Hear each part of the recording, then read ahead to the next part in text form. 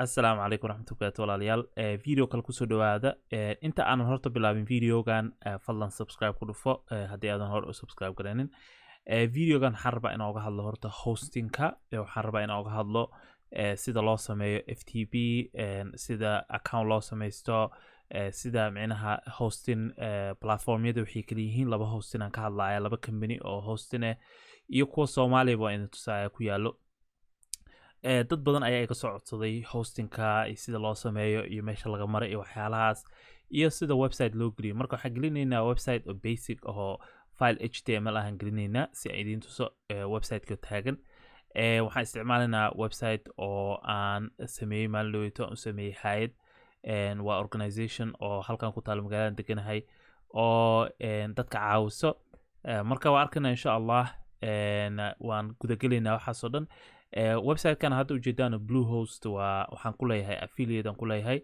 so haddii aad rabtid inaad hosting samaysatid oo rabtid inaad gadatid Bluehost haddaa isticmaashid oo linkiga hoos ku jiro meesha subscription-ka aniga dhaqaala iga soo gaarayo actually $65 $65 iga soo gaarayo markasta oo qof uu galo adiga xataa laftirkaada affiliate waa ka samaysan kartaa oo halkaana tegaysa affiliate waad isdiiwaan gelinaysaa kadibna haddii ay dadka isticmaalaan linkigaada lacag waa ka heli kartaa marka just transparency aniga waxaan jeclaa inaan la share gareeyo wax kasta oon sameynayo iyo sida aniga aan wax ku helo videogan uma sameynin in aan ku helo affiliate company kale oo hosting kale waan ka hadlaaya just iska macnaha waan markasta oon rabo inaan ka hadlo hosting of course iska fiicanta inaad affiliate-kaad sheegato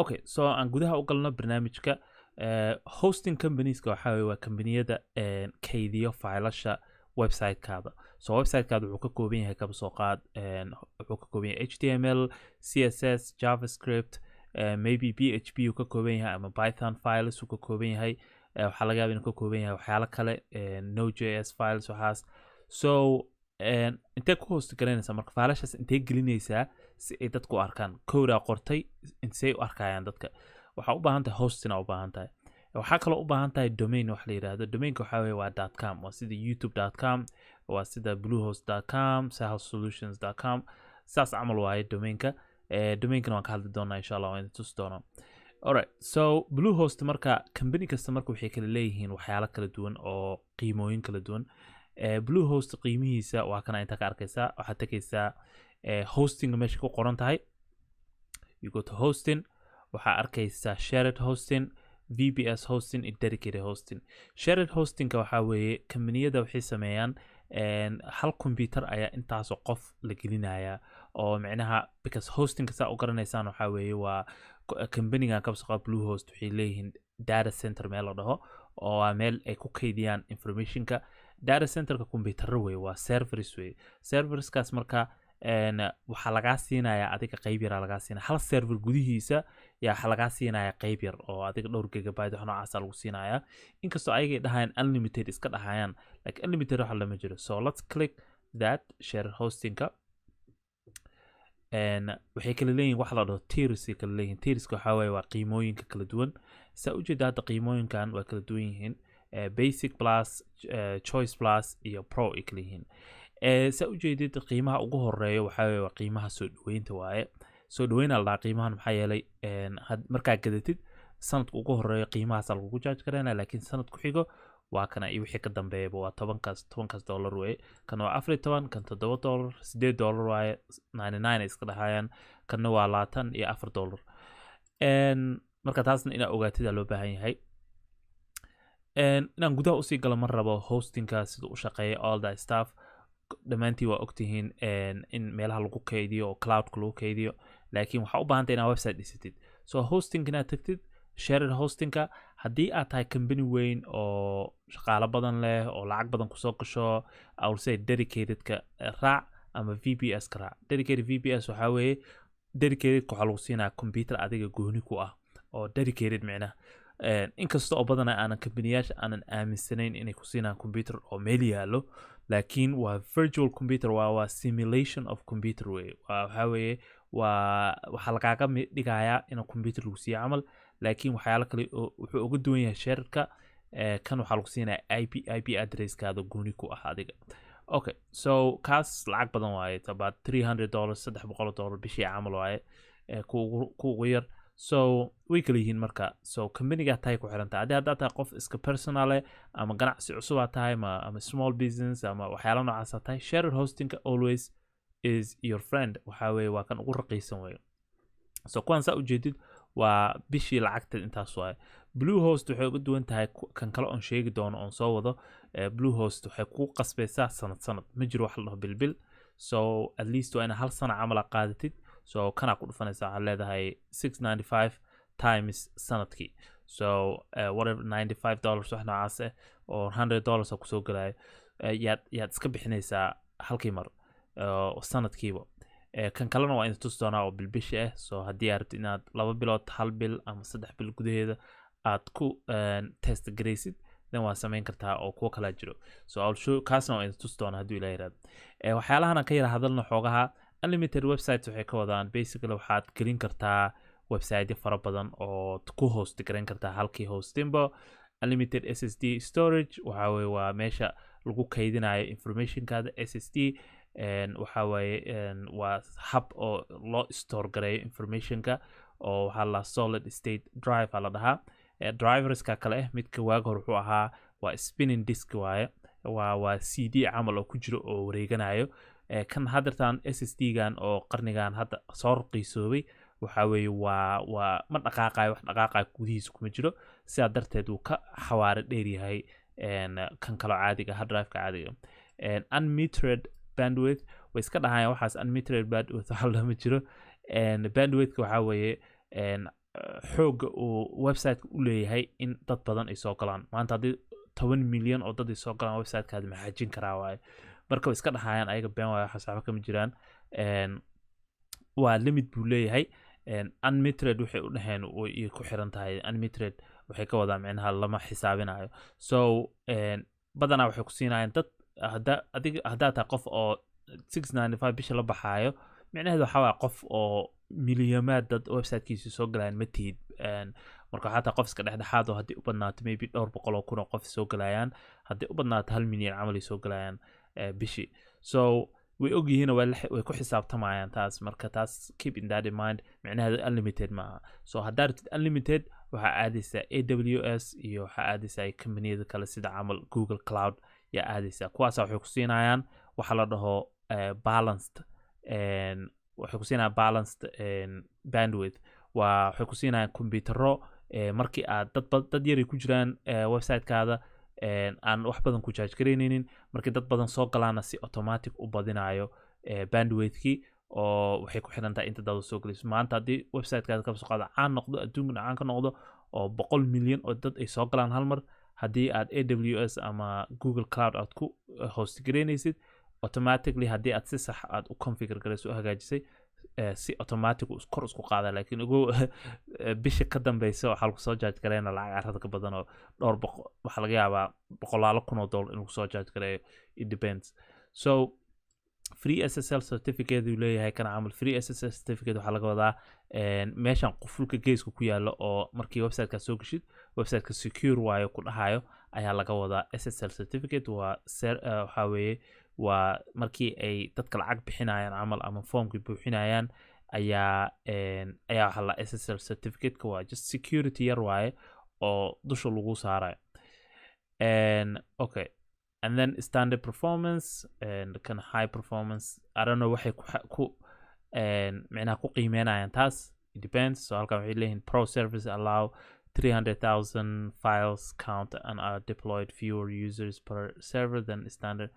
waxaan dhan waa ganacsi waaye so waxay rabaan isku xaysiinaa most of the time been waaye waxba kama jiraan unlimited domains taas micnaheedu waxaa waaye website kala duwan oo domains kala duwan aad gashan kartaa unlimited park domains waxaa gashan kartaa domaino ayaad ku parking garaysan kartaa basically aad gashan kartaa weye waa isla similar laakiin kan micnaheedu waxaa waaye waa main domain aad ka dhigan kartaa kuwa badan alright so unlimited subdomains waxaa weeye websitekaada.com/whatever that subdomain way /hosting had subdomain way ama waxaad dhihi kartaa hosting.bluehost.com subdomain way spam expert all that stuff all these companies waxyaala isku xayisiinayaan all this stuff waxaana waa marketing way waa ganacsi ogow adiga waxaa la rabaa inaad niyadda ku haysid maxaan uga baahanahay what do I need website yariis haddaad leedahay oo aad rabtid ka soo qaad portfolio camal inaad gashatid more than 100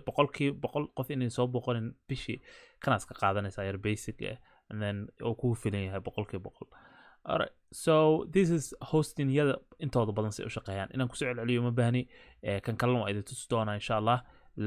Let's go to the other one which kan waxaa lahaa hostgator waxaa taagaysaa hostgator.com midka aniga u isticmaalo waa website-yadeyda inaan ka bedeshaan jeclaan lahaa laakiin aan Bluehost ku bedesho laakiin firaaqan u waayey Bluehostina website kalan ku host gareystaa oo aniga aan leeyahay kan marka qiimooyinkiisa waa kuwana qiimooyinkan ugu waa qiimooyinka dadka lagu soo dhaweynayo soo ma jeedid 60% ayay ku ka dhimayaan qiimaha similar stuff leeyihiin unlimited domains kan hoosa si aad kartaa hadii kartaa compare plans waxyaalo dhan ku tusayaan everything and then marka register gareynayso you just say buy aad leedahay ka bacdi waxay ku tusayaan formkan waxaa gashanaysaa domainkii oo aad rabtay inaad isdiiwaangelisid ama already soo diiwaangelisay so haddii aad already soo diiwaangelisay intaad tagaysaa already registered aad tagaysaa haddii kalena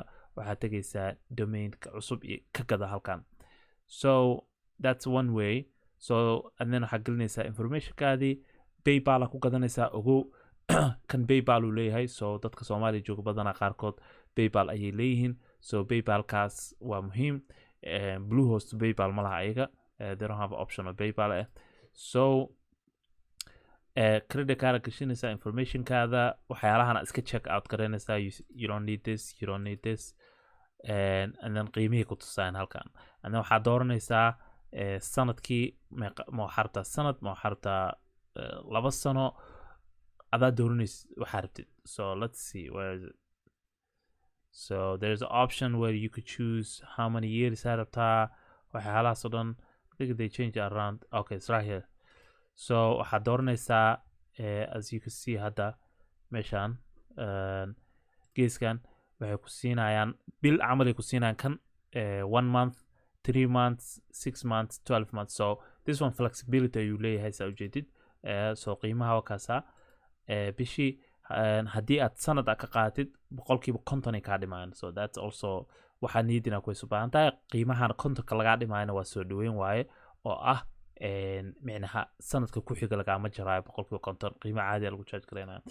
so that's usually how they work marka hosting gadanaysid saas u shaqeeyaan and then markii aad gadatid waxaad sameynaysaa login aad leedahay meeshan login gareynaysaa processka maraysaa ka bacdi meeshaan imaanaysaa this is the login-ka suu egyahay so website-kana gelinaa oo account-kiisa u adeeg.org organization cusub waaye oo dadka masaakiinta iyo waalidiinta dadka da'da waxa u qabata halkan Minnesota oo mar dhow la bilaabay markii COVID-19 uu bilaabay cudurka okay and then waxa marka login dhahdo waxa gelaysaa portal-kana gelaysaa meeshaan company-kaas way kala yar duwan yihiin haddaan fiirino kii oo Bluehost-iga ahaa Bluehost-iga halkaana ka login gareynaysaa marka login gareynaysid meeshaan kor camal website-kaada gelinaysaa website.com/cpanel aa leedahay and then login-kan ku keenayaa and then login markaa gashid waa kana this is siduu u egyahay maxaa la dhihi jiray hostgator control panelka waa meesha aad website-ka dhan ka maamulaysid waaye and don't worry about the information gees ku yaalo because kulli waan bedelay so security ahaan haddaa ka walwalaysid everything waan bedelay so nothing is صح meesha kuma yaalaan anyway this is the control panelka lagu sheego waa kana meeshaana laga maamulo almost everything qaybo badan oo kala duwan uu leeyahay waxyaalahan popular linkska waxa weeye markii aad links badan aad dhagdhagsiisid waaye files aa jiro fileska waxaa laga maamulaa filasha website-ka ku jiro sida filasha HTML-ka and all that stuff PHP fileska just go file manager aadaysaa waa ka arkaysaa laakiin hab kale aan u fiirin doonaa insha Allah all these options aa leedahay FTP accounts waa taas muhiim waaye markaad u sameynaysid account markaad sameynaysid aad rabtid inaad waan fiirin doonaa insha Allah this is FileZilla waaye waa software lagu maamulo filasha website-kaada. And all these options are leedahay. Domain database meesha ka maamulayso waa kana. So hadda hostgeeda waxaa ku xiran MySQL database ayaa ku xiran. intaad dhagsiinaysaa MySQL database cusub aad samaynaysaa, waxaa u samaynaysaa username iyo account. waad intaad dhagsiinaysaa waxaad arkaysaa domain maxaa la jiray database-yadii oo dhan aad arkaysaa. And then there is waxaa jira wizard oo waxa way ka caawinayo inaad samaysid database cusub. So hadda tutorial-kan kuma sameynayna database, waxaan ku sameynaynaa base website static oo HTML ah. waxaan leedahay domainka wax ku saabsan, waxaa leedahay add a domain cusub aad rabtid inaad ku dirteed, subdomain, all that stuff. You have email markii la dhaho unlimited emails aa leedahay most of the time. So email account aad tegaysaa, email cusub aad samaysanaysaa. So something like duran at waxaad samaynaysaa sahasolutions.com or whatever website-kaadu yahay ayaa samaynaysaa. And this is meel aad ka fiirin karto waxyaalaha oo website-ka ka socdo iyo website-yadaada. Just badanaa anima isticmaali, laakiin waad fiirin kartaa. arrimaha waa arrimo security la xiriiro. So SSH haddaad rabto inaad samaysid, SSH waxaa way hab oo website-kaada meel kale laga maamulo, another server camal or something like that. And IP blocker waa muhiim. kaba soo qaad hadda kor ugu dhacdo actually IP blockerka. kaba soo qaad waxaad ku dhacay meel oo China camal laga soo galo website-kaada oo dad China jooga inay hackerayaan rabo. kana tagaysaa China oo dhan iga blockeraya leedahay. IP-ga oo ugu horeeya China gelinaysaa, kabacdina waxaa leedahay iga blockeray everything in China. So qof China jooga website-kaada ma soo geli karo. All these options are leedahay, all this stuff. Crown jobs waa muhiim. inshallah mustaqbalkan ka hadli doonaa. It's very very important. All right.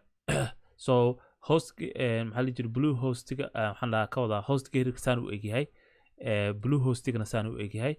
markii aad inta imaadid waxaad dhagsiinaysaa meeshan advanced aad dhagsiinaysaa. advanced markaad dhagsiisid inta imaanaysaa. This is the information-ka advanced ku yaalo. So information-kan waa sida kii haddaay tuso ma jeedid, file manager, FTP account, PHP, MySQL, email key, exactly all control panel-ka dhan waa isku wada egyihiin, wax aad iskugu dhow yihiin. So keep that in mind. haddii xataa mid cusub aad geshid oo fahmi weysid, just waxaad raadinaysaa magacaun file manager, FTP iyo waxaad raadinaysaa MySQL meesha ka maamuli lahayd. Alright, so that's that. waxaan rabnaa marka hadda domainka inaan ka hadalno. video inaan soo gaabeyno, but laakiin wuu dheeraan doonaa, I know that. Just keep that in mind. domainka marka badanaa ani waxaan ka gataa domainka Namecheap. meelo kalena waa ka gadan kartaa. actually hosting gudihiisa waa ka gadan kartaa. So haddaa hosting gudihiisa ka gadatay uma baahnid waxaan inaad samaysid. The one I'm telling you haddeertaan uma baahnid inaad samaysid. And all you need waxaa weeye waxaa u baahan tahay just inaad isku xirxiratid website-kaada. kan waxaa weeye hadda waxaan samayn doona waxaa weeye waxaa la dhahaa DNS configuration aa la dhahaa. but laakiin intaanan DNS configuration dhihin waxaa samayn kartaa, waa raadsan kartaa domainkaada. So whatever here, YouTube tutorial somali.com. see markaa saas dhahdid aad raadisid wuxuu ku leeyahay waan hayaa website-kan ama ma hayo. okaasa. so calaamadda checked hadduu saaro micneheed waxaa weeye waan hayaa website-kii. intaas waa sanadkii waa $8. let's say it's about $10 camal waa kula dhawaad markii taxi wax lagu dardaro. okay, and then waxay ku siinayaan suggestions, waxyaalo kale ku siinayaan. haddaa rabtid waad qaadan kartaa all this stuff. domain extension-ki waxaas markalan ka hadli doono hadduu la yiraahdo. and then waxaa leedahay add to cart aa leedahay. just say add to cart, and then you go from there. and then checkout aa samaynaysaa. waxaa gelinaysaa kaarkaada ama PayPal aa gelinaysaa. so Namecheap waxay ku fiican yihiin, PayPal ay leeyihiin. so waa ka gadan kartaa domainka adoo PayPal isticmaalayo. processka checkout-ku waa taqaanaa, waa sida kii hadda idin tusaa camal, sida hosting-ka camal waaye. information-kaada gelinaysaa iyo payment information-ka, and that's it, you good to go. and then markii aad dhamaysid waxaas intaa imaanaysaa. this is meesha ka maamushid domainadaada. as you can see domainadeyda ku yaalo 3 domain aan leeyahay. kuwa kalaan lahaa iga expire garoobeen. and anyways these are the domains-ka aniga aan leeyahay. kaba soo qaad camal waxaan rabaa SaaS solutions inaan wax ka bedelo. micnaha waxaan ka bedelo waxaan ka wadaa waxaan rabaa inaan ku xiro hosting-ka. so hadda inta waxaa joogtaa Namecheap. there is no way oo haddeertan u ogyahay domainkaada inaad leedahay hosting in kale. so haddaad rabtid inaad ku xirtid waxaa ku laabanaysaa hostingkaadi. You go back to your hosting. waxaad raadinaysaa waxa la dhaho DNS, waxaad raadinaysaa name server, waxa la dhaho name server. So dhinacan geeska saa ujeedaan dhinacan geeska oo midigta saa ujeedaan waxaa ku yaalo primary name server iyo secondary name server. Don't worry about it. waan bedelay waxaan aaday element inspect element and then I changed it. So waxaan dhan information dhan qalad waaye. So waxaa soo qaadanaysaa marka waa soo copy garanaysaa marka you copy this, you go back to meesha ka galato domainka, you click meeshaan manage camalka soo qaad Namecheap. website-yada kalena sidoo kale waa waxyaalo kale leeyihiin. You can just click the magaca and then wuxuu ku keenayaa meeshaan. It will bring you right here. meeshaan waxaa weeye meesha ka bedeli lahayd name serverka. bilowga mar inta aadan bedelin saan camal waa Namecheap baa ku qoran halkan. option-kaana leedahay custom DNS aa leedahay custom DNS. kabacdi midka ugu horeeya halkaana ku paste garanaysaa, and then you go back, you copy the second one, and then you paste it again on this one, and then intaad dhagsiinaysaa calaamadaas check saaraysaa. waxaa sugaysaa maybe like adiga dhowr daqiiqa camal, maybe like 20 minutes 15 minutes aad sugaysaa. then Namecheap waxay ogaanaysaa marka in ay dadka u dirto meeshaan oo hostgairkaada inay u dirto ayay ogaanaysaa. marka just isku xirmanayaan hostingkaada iyo domainkaada. so in case aad ka gadatid domainka meel kale, hostingkana meel kale ka gadatid, saasaa la iskugu xira. haddii aad hal meel ka gadatid labadoodana you don't need inaad isku xiritaankan waxaan aad gashid. okay, one last thing aan rabo inaan ka hadlo waxaa weeye just kuwaan Soomaaliya ku yaalo. so Sameystaa is I think midka ugu caansan waaye. markaan Google ka raadiyey they have options kala duwan. waxaa ku gadan kartaa waxyaalaha Soomaaliya oo payment-yaasha Soomaaliya yaalaha ku gadan kartaa. so that's option waaye aad ku samaysan karteed. there is this one too, Elise, and I don't know credibility-giis ma garanayo, so it's another one too. so these are two. mid kalena wuu jiraa oo moss.so la dhaho, kaasna waxaa weeye it's also a good one. I think it's coming up, but it's a good one too. A friend of mine, disclosure, a friend of mine is gonna cast moss.so. We can go there too. Let's just let me show you moss.so. and yar saaxiibka iska leh, laakiin it's coming up, it's still wuxuu ku jiraa shaqo. so markuu soo baxo insha Allah waa in la share gareyn doonaa. just inaad support gareysaan friend of mine oo Soomaaliya joogo. so it's waa loo baahan yahay dadka micnaha in la support gareeyo waa loo baahan yahay. so ani kuwaan kale ma garanayo, Sameystaa waxaas ma garanayo. I just know inay Soomaaliya ka shaqeeyaan qatar yihiin. laakiin kan I know most of this, so yar saaxiibka iska leh. alright, so kaasaan ka gudubno. alright, so waxaan u gudbaynaa marka hadda the last step waxaa weeye in aan website-ka live ka dhigno. how do we make the website live? waxaan sameynaynaa, waxaan click gareynaynaa marka ugu horeyso FTP accounts aan dhagsiinaynaa. click markaad siisa FTP accounts waxaa kusoo baxaysa meeshaan.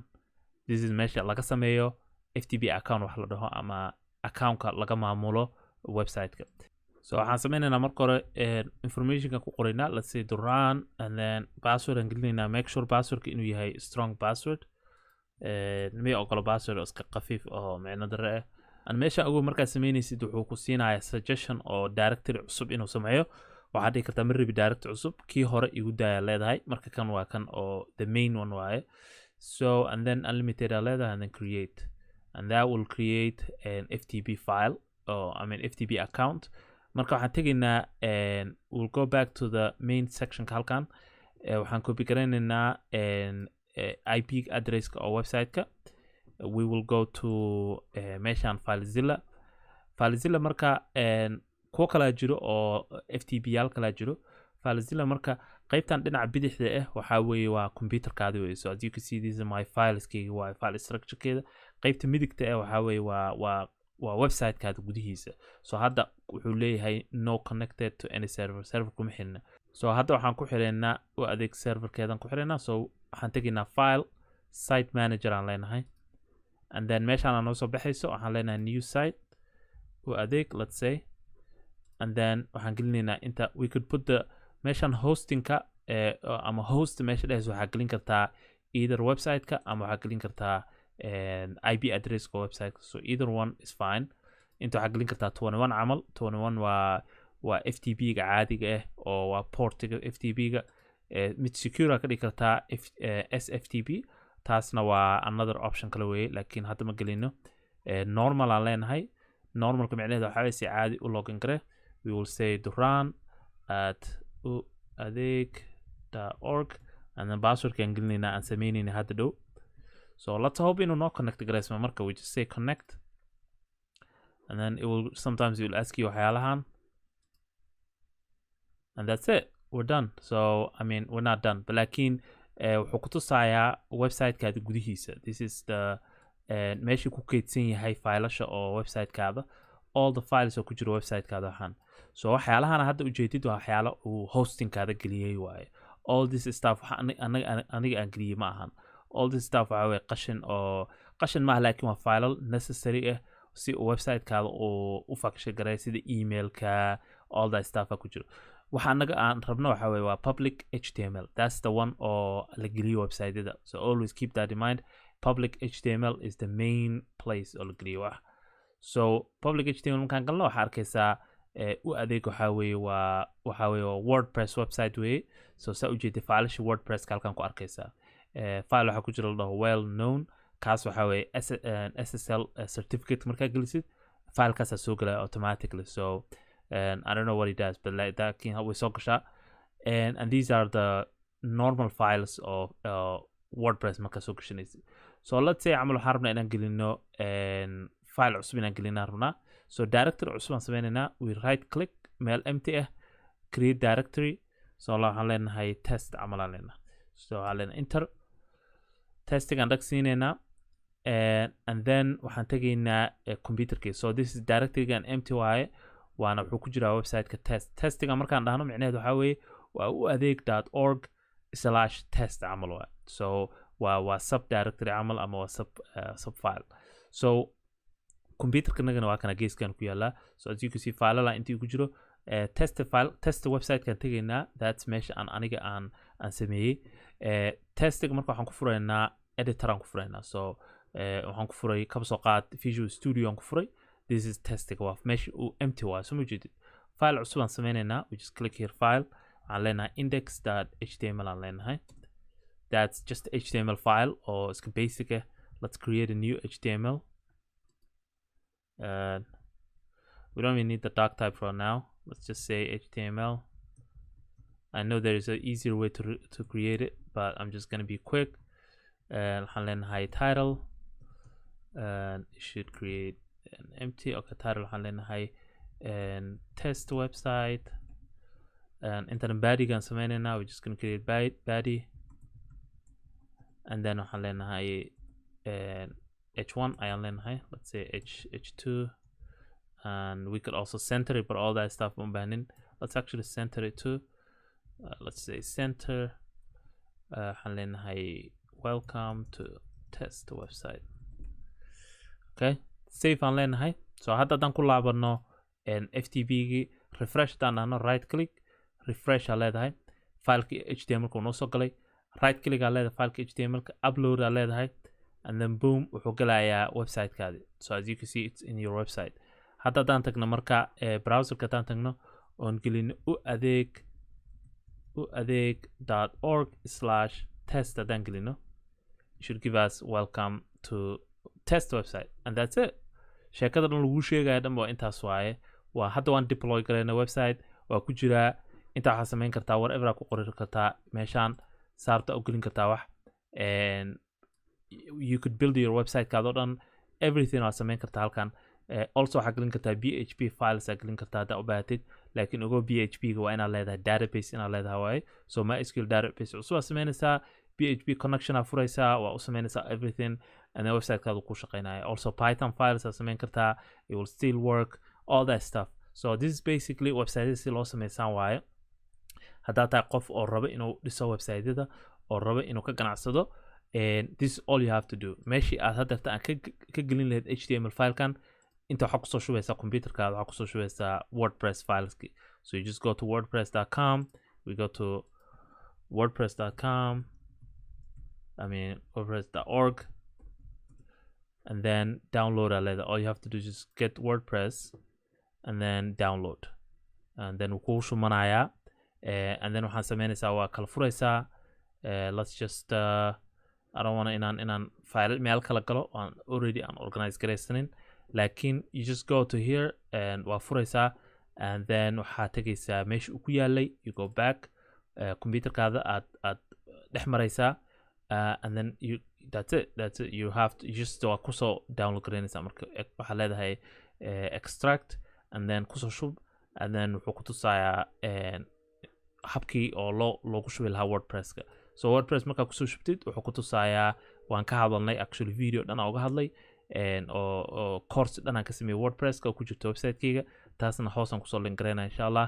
It will show you step by step sida WordPresska loogu shubo, sida loo habeeyo, all that stuff. So intaas kusoo gabagabeynayaa. wax su'aalaha ka qabtaan insha Allah let me know. dadkii i weydiinayay sidee hosting loo sameystaa waxaas, this is the way loo sameeyo. haddaad su'aal ka qabtaan fadlan hoos kusoo qor, insha Allah I'll try inaan kasoo jawaabo. jazakallah khayr dhammaantiin, aad mahadsantiin. subscribe deh. Assalamu alaikum warahmatullahi wabarakatuh.